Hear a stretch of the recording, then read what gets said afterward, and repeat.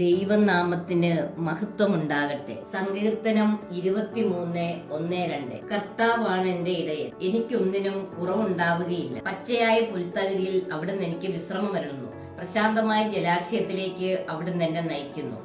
അവിടുത്തെ അനുഗ്രഹം കൊണ്ട് അവരുടെ എണ്ണം പെരുകി. അവരുടെ കന്നുകാലികൾ കുറഞ്ഞു പോകുവാൻ അവിടുന്ന് സമ്മതിച്ചില്ല. സുഭാഷിതം 3:6. നിന്റെ എല്ലാ പ്രവൃത്തികളും ദൈവവിചാരത്തോടെയാകട്ടെ. അവിടുന്ന് നിനക്ക് വഴി തെളിച്ചു തരും. മനുഷ്യൻ തന്റെ മാർഗം ആലോചിച്ചു വെക്കുന്നു, അവന്റെ കാലടികളെ നിയന്ത്രിക്കുന്നത് കർത്താവാണ്. ഞാൻ ദൈവസന്നിധിയിൽ ജീവന്റെ പ്രകാശത്തിൽ നടക്കേണ്ടതിനെ അവിടുന്ന് എന്റെ ജീവനെ മരണത്തിൽ നിന്നും എന്റെ പാദങ്ങളെ വീഴ്ചയിൽ നിന്നും രക്ഷിച്ചിരിക്കുന്നു. സങ്കീർത്തനം 139:5. മുൻപിലും പിൻപിലും അവിടുന്ന് എനിക്ക് കാവൽ നിൽക്കുന്നു.